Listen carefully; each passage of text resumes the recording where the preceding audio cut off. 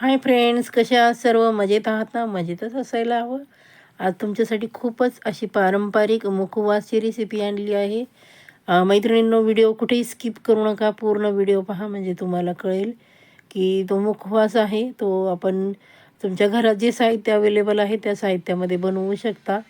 Healthy आहे आणि तुम्ही तो जेवण झाल्यानंतर खायचा आहे, ज्याने तुमचं पचन छान होतं बघा.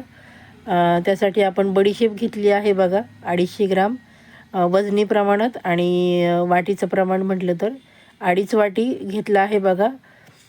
तुमची वाटीचं वाटी जशा म्हणजे मोठी छोटी असेल त्याप्रमाणे भरू शकतं. छान अशी आपण ती मध्यम गॅसवर भाजून घ्यायची आहे 5 मिनटासाठी.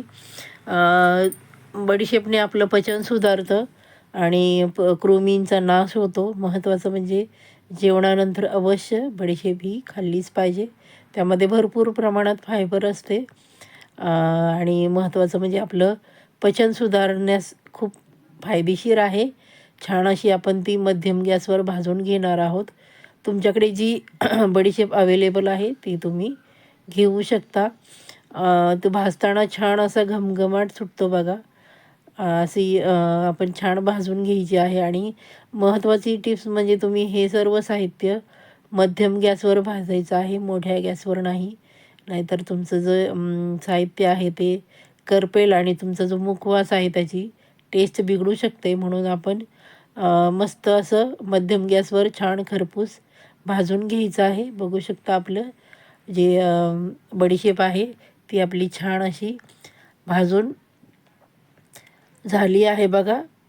कलर पण तिचा छान असा बदलला आहे आणि तेवढी तुम्ही छान अशी खरपूस भाजली तर ती चव पण खूप सुंदर लागते बघा. आणि खाताना पण अशी छान लागते दाताखाली आल्यानंतर.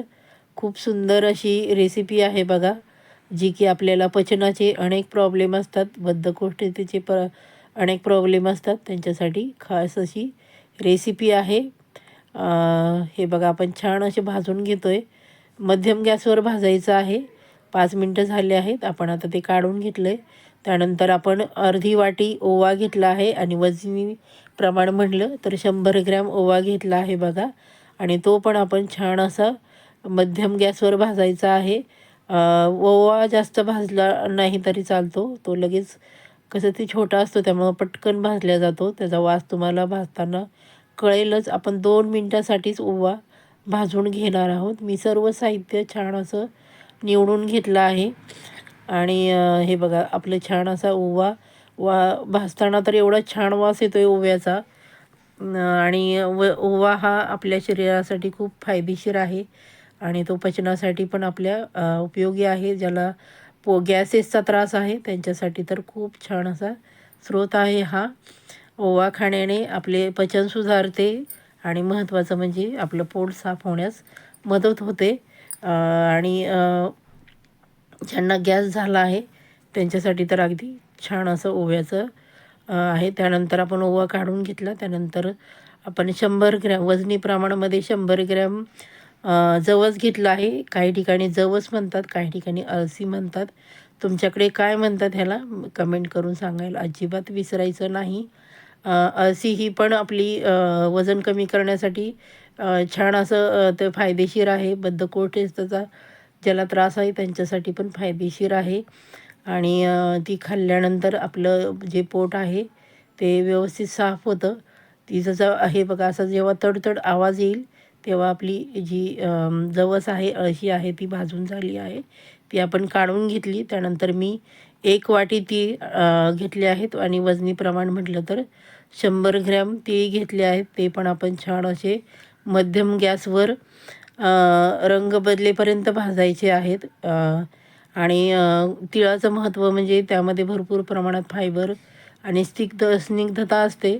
तुमच्या केसांच्या वाढीसाठी आणि त्वचेच्या संरक्षणासाठी खूप छान आहे. त्वचा छान अशी तुकतुकीत होते.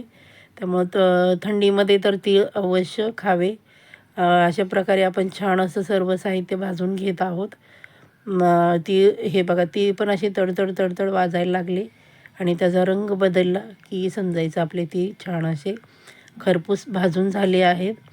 बघू शकता आपण तिळाचा रंग पण छान असा बदलत आला आहे. आपण सर्व साहित्य छान असं भाजून घेतलं आहे आणि महत्त्वाचं म्हणजे थंड करून घेतलं आहे बघा.